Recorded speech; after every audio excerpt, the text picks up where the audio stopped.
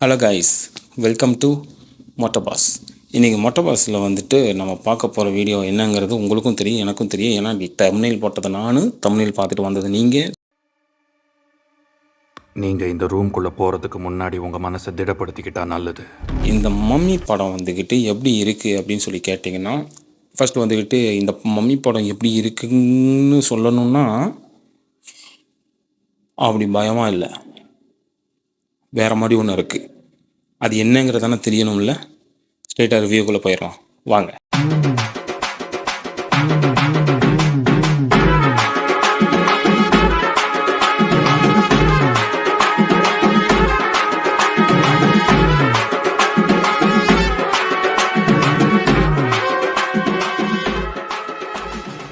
இந்த மம்மி படம் பார்க்க போகிறவங்க எல்லாருமே மைண்டில் என்னென்னு தோணிகிட்டு இருக்குன்னா, சரி மம்மி படம்னா வந்து ராக் இருப்பார், இதை கண்டிப்பாக ராக் இல்லைங்கிறது உங்களுக்கே தெரியும். ட்ரெய்லர் பார்த்து தான் படத்துக்காக போயிருப்பீங்க. சரி ஓகே, ராக் இல்லை. நம்ம மம்மி படம்னா என்ன நினைப்போம்?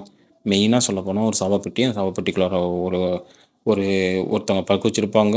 அது வந்துட்டு எத்தனையோ வருஷத்துக்கு முன்னாடி செத்து போன ஒரு செத்து போனால் எப்படி சாகும்ல, ஒரு மனுஷன் செத்து போயிருப்பான். அவன் செத்து போனதுக்கப்புறமா தலையிலேருந்து கீழே வரைக்கும் பிளாஸ்டிக் போட்டு படுக்க வச்சுருப்பாங்க. திடீர்னு அவன் எந்திரிப்பான், ஒரு மந்திரம் சொல்லுவாங்க, அவன் எந்திரிப்பான். திடீர்னு அவன் வந்தவொடனே வேறு வழியே இல்லை, இவன் வந்துட்டு கெட்டவங்க கிட்டையெல்லாம் ஆதரிச்சு போகும் அந்த பேய். எவன் நல்லவனா அவனை வந்துட்டு கொல்ல போகும். அந்த நல்லவங்கிறவன் வந்துட்டு கத்தி எடுத்து வெட்டுவான், அதை பண்ணுவான், இதை பண்ணுவான். இங்கே ஓட்டை இருக்கும், இங்கே ஓட்டை இருக்கும், எங்கெங்கெல்லாம் ஓட்டை இருக்கக்கூடாது எல்லா இடத்துலையும் ஓட்டை இருக்கும். நம்ம ஓட்டவைன்னு சொல்லுவோம். உண்மையான ஓட்டவை மம்மி தான். மம்மின்னா நம்ம வீட்டு மம்மி சொன்னீங்க, பேய், அந்த பேய் தான். ஸோ சரியான ஓட்டவை. அந்த மாதிரியான ஓட்டவை பேய்களெல்லாம் ஓடி வரும். அதை கையை காலை வெட்டினோம்னா அந்த கை தனியாக நடந்து வரும், கால் தனியாக நடந்து வரும். சும்மா தாறுமாறாக தக்காளி சோறாக இருக்கும் அந்த படம் ஃபுல்லாக. அது ஒரு பயமாக இருக்காது, பட் வந்துட்டு நம்மளையே என்கேஜாக வச்சுட்டு இருக்கும், ஒரு மாதிரி கொண்டு போகும். அப்படியே கடைசி வரைக்கும் என்னடா நடக்கும் அப்படின்னு சொல்லிட்டு நம்மளைய உட்கார வச்சுக்கிட்டு இருக்கும். சீரியஸாக சொல்லப்போனால் அந்த மாதிரி பேய் படம் தயவு செஞ்சு நினச்சேன், அந்த மாதிரி ஒரு படம்னு சொல்லி தயவு செஞ்சு போயிடாதீங்க. எதிர்பார்ப்பு நம்மளுக்கு தான் எதிர்பார்ப்புங்கிற ஒன்று இருக்குது. முதல்ல எதிர்பார்ப்பு மனுஷனுக்கு இல்லைனாலே வாழ்க்கை நல்லா இருக்குங்க. நம்ம ஒன்று எதிர்பார்த்து அது கிடைக்கலனா மட்டும்தான் நம்ம அதனால கோவப்படுவோமோ, சந்தோஷப்படுவோமோ, இல்லை டென்ஷன் ஆகுமோ, எல்லா கருவும் அதில் தான் இருக்குது.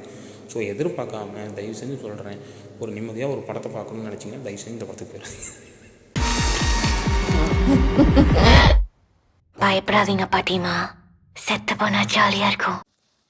நிம்மதியாக படத்துக்கு போகணும்னு நினச்சிங்கன்னா இந்த படத்துக்கு போகாதீங்க. ஒரு எக்ஸ்பீரியன்ஸ் பண்ணிட்டு வரணும் அப்படின்னு நினச்சிங்கன்னா எக்ஸ்பீரியன்ஸ் பண்ணிட்டு வரலாம்.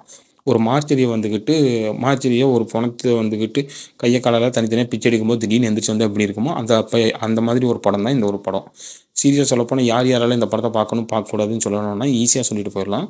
கர்ப்பிணி பெண்கள், இதய நோயாளிகள், இவங்கெல்லாம் படத்தை பார்க்கக்கூடாது சொல்லியிருப்பாங்க. முக்கியமாக சொல்லப்போனால் சொல்லாத ஒன்று நான் ஒன்று சொல்கிறேன் பாருங்கள், சத்தியமாக சொல்கிறேன். சாப்பிட்றவங்க மட்டும் தயவுசெய்து இந்த படத்தை பார்த்துறாங்க.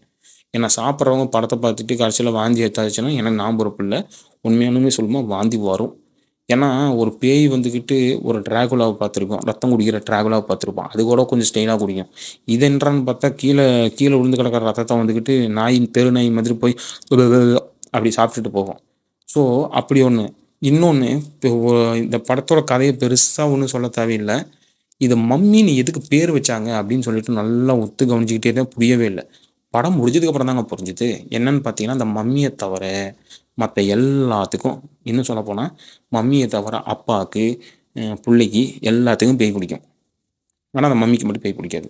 அதனால தான் மம்மின்னு பேர் வச்சுருக்காங்க.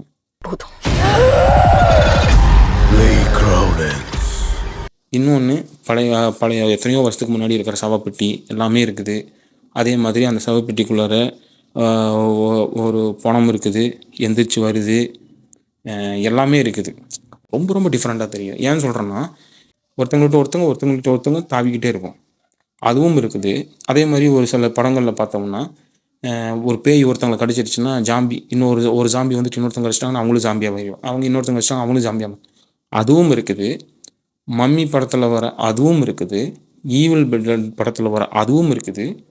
எல்லாமே கலந்து எல்லாமே இருக்குது. ஆனால் நம்ம அட்லி சார் படம் மாதிரி அந்த படத்தில் இருக்கிற சீனத்துக்கு இந்த படத்தில் கொஞ்சத்தில் போடுறது, இன்னொரு படத்தில் இருக்கிற சீனத்துக்கு இந்த படத்தில் போடுறது, அப்படியெல்லாம் பண்ணல. ஆனால் எல்லா படத்தோட சாயலும் இதில் இருக்கும். டிஃப்ரெண்ட்டாக இருக்கும், ரொம்ப டிஃப்ரெண்ட்டாக இருக்கும். இந்த படத்துக்கு வந்துக்கிட்டு சத்தியமாக சொல்கிறேன், மம்மின்னு பேர் வச்சது காரணம் என்னன்னு நான் சொல்லிட்டேன். யாருக்குமே பேய் பிடிக்கும், மம்மிக்கு மட்டும் பேய் பிடிக்காது, மற்றவங்க எல்லாத்துக்கும் பேய் பிடிச்சிடும், மம்மின்னு பேர் வச்சிட்டாங்க. அதே மாதிரி இந்த படத்தில் பேய் ஒருத்தனை விட்டு இன்னொருத்தன் தாவுது பார்த்தீங்களா, அது எப்படி தெரியுமா? அது ஒரு டிஃப்ரெண்ட்டாக, ரொம்ப டிஃப்ரெண்ட்டுங்க. இப்போ ஒருத்தனுக்கு பேய் பிடிச்சிருக்குன்னா அவன் வந்துட்டு இன்னொருத்தனோட வாயில் போய் வாந்தி எடுத்துட்டான்னா அவனுக்கு பேய் பிடிச்சிடும். இவன் தப்பிச்சுக்கலாம். மறுபடியும் இன்னொருத்தவங்க வாய் தேடும் அந்த பேய். யார் வாயில் போய் வாந்தி எடுக்கலாம், இவன் வாய் நல்லா நார வாயாக இருக்குது, இவன் வாயில் போய் நல்லா வாந்தி எடுப்போம், இவனும் ஜாவு, நீயும் ஜாவு, செத்த பயிலா சாவு அப்படின்னு சொல்லிட்டு இன்னொருத்தவங்க போய் வாந்தி எடுத்துரும். அவனுக்கு பேய் வந்துட்டு இவன் ரிலீஸ் ஆயிடுவான். ஸோ இப்படியே கடைசியில் இருந்தது யாருன்னு பார்த்தீங்கன்னா, கடைசியாக சிக்கினது யாருன்னு பார்த்தீங்கன்னா அந்த குடும்பத்தில் இருக்கிற அப்பா. அந்த ஆளுக்கு பேய் பிடிச்சோன்னா படம் முடிஞ்சுது. அப்புறமா சரி இன்னொரு படத்துக்கு அடுத்த இதே படம் அடுத்தது வரப்போகுது, அதுக்கு ஏதோ இது கொடுத்துருக்கான், லீடு கொடுத்துருக்கான்னு சொல்லி பார்த்தேன். என்னடா லீடு கொடுத்துருக்கான் பார்த்தேன், இவன் மறுபடியும் இன்னொருத்தவங்க வாயில் வாந்தி எடுத்தாச்சு, இன்னொருத்தவங்க பேய் ஆயாச்சு, கண்டினியூ. இதுதான் அடுத்த பார்ட்டோடது. இது வந்துட்டு இந்த பார்ட் நினச்சாங்கன்னா டைரக்டர் நினச்சான் ஆகிற வரைக்கும் பார்ட் 2 பார்ட் எடுத்துகிட்டு போயிட்டே இருக்கலாம். ஏன்னா அவ்வளோ சூப்பரான கதை. ஒருத்தவங்க வாயிலேருந்து இன்னொருத்தவங்க வாயில் வாந்தி எடுத்தா முடிஞ்சிச்சு, இன்னொரு பார்ட் அப்படியே போயிட்டே இருக்கும். சரி ஓகே. இந்த படம் ஓவராலாக சொல்லப்போனால் கட்டிப்புடி வைத்தியம் நம்ம கேள்விப்பட்டிருப்போம். அதே மாதிரி பேய்ப்புடி வைத்தியம் அப்படின்னு சொல்லி பேர் வச்சுருந்தா கரெக்டாக இருந்திருக்கும்னு நான் நம்புகிறேன். சரி ஓகே. இந்த படத்தை வந்துட்டு பயமாக இருக்கும்னு நம்பி போகாதீங்க. அதே மாதிரி பழைய மம்மி படம் மாதிரி இருக்கும்னு நினச்சி போகாதீங்க. சாப்பிட்டு இருக்கும்போது போகாதீங்க. அதே மாதிரி ஒரு சில பேர்த்துக்கு பார்த்தீங்கன்னா நல்லா விலை கொடுத்து நம்ம தேட்டரில் போய் நல்லா மாலில் போய் ஒரு படத்தை பார்க்கலான்னு சொல்லி நல்லா விலை கொடுத்து ஒரு பாப்கார்ன், அது பேர் என்ன சொல்கிறது, கோக்கு, இது எல்லாத்தையும் வாங்கிட்டு போய் உட்காந்தோன்னா திடீர்னு பார்த்தா நான் தான் முகேஷ் அப்படின்னு சொல்லி ஒருத்தன் வருவான். அவன் பார்த்த உடனே இவங்க சில பேர் ஐயோ இதை வேற காமிக்கிறாங்களே, இப்போ தான் தம்மடிச்சு போயிருப்பான். தம்மடிச்சுட்டு அப்போ தான் உள்ளே போய் உட்காருவான். ஐயோ சாமி இதே அந்த டென்ஷனை மறுபடியும் தம்மடிக்க போயிடலாமான்னு தோணும். அந்த மாதிரி இருக்கும் இல்லையா? அந்த மாதிரி இருக்கிறவங்க தயவு செஞ்ச படத்தை பார்க்காதீங்க. சீரியஸாக சொல்கிறேன். இந்த படத்தை சாப்பிட்றவங்களும் பார்க்காதீங்க. ஸோ ஓவராலாக சொல்லணும்னா படம் வந்துட்டு லாஸ்ட்டில், அதாவது இன்ட்ரோலுக்கு அப்புறம் சீரியஸ்லி ரொம்ப ரொம்ப அருவருப்பாக இருக்குது. இன்ட்ரோலுக்கு முன்னாடி படம் கொஞ்சம் ஸ்லோவாக இருக்குது. ஓவராலாக ஒன் டைம் பார்க்கலாம். ஸோ எல்லாத்துக்கும் ரெடியாக போங்க. நல்லா இருக்கும், நல்ல எக்ஸ்பீரியன்ஸாக இருக்குது. ஏன்டா கருவம் மிச்சவனே எல்லாத்தையும் சொல்லி போட்டு கடைசியில் நல்ல எக்ஸ்பீரியன்ஸாக இருக்குன்னு சொல்கிறியா அப்படின்னு சொல்லி கேட்காதீங்க. படம் அப்படி தான் இருக்குது, இருக்கிறதான சொல்ல முடியும். ஸோ இது வந்துட்டு நல்லா இருக்குன்னு நான் சொல்ல மாட்டேன், நல்லா இல்லைன்னு சொல்ல மாட்டேன். நிஜமாக எனக்கே டவுட்டாக இருக்குன்னு தான் சொல்லுவேன். பாருங்கள், சீரியஸாக அதுக்காக படம் பார்க்காம இருந்துடாதீங்க, பாருங்கள், ஒரு டைம் பாருங்கள். இது ஒரு டிஃப்ரெண்ட்டான ஒரு எக்ஸ்பீரியன்ஸ் கொடுக்கும். சரி ஓகே. இந்த வீடியோ உங்களுக்கு பிடிச்சிருந்தால் சத்தியமாக சொல்கிறேங்க, ப்ளீஸ் ப்ளீஸ் ப்ளீஸ் ப்ளீஸ். நான் ரொம்ப ரொம்ப இப்போ தான் வளர்ந்துட்டு வர யூடியூப் சேனலு, எனக்கு இது கொஞ்சம் ஆதரவு தாங்க. சப்ஸ்கிரைபை போட்டு விடுங்க, பெல் பட்டன் அமுத்தி விடுங்க, லைக் பண்ணுங்கள், ஷேர் பண்ணுங்கள், எல்லாத்தையும் பண்ணி விடுங்க. இப்போ புதுசாக நான் இப்போ ஸ்டார்ட் பண்ணியிருக்கிறதுனால இதெல்லாம் நான் கேட்க வேண்டியதாக இருக்குது. நல்லா இருந்தால் நீங்களே பண்ணுவீங்க, இருந்தாலும் ஒரு ஞாபகப்படுத்தி விட்றேன், சரியா? சரி, அடுத்த வீடியோவில் உங்களை சந்திக்கும் முறை உங்களிடமிருந்து விடைபெறுவது உங்களுடைய Prasad. This is motor boss. Bye.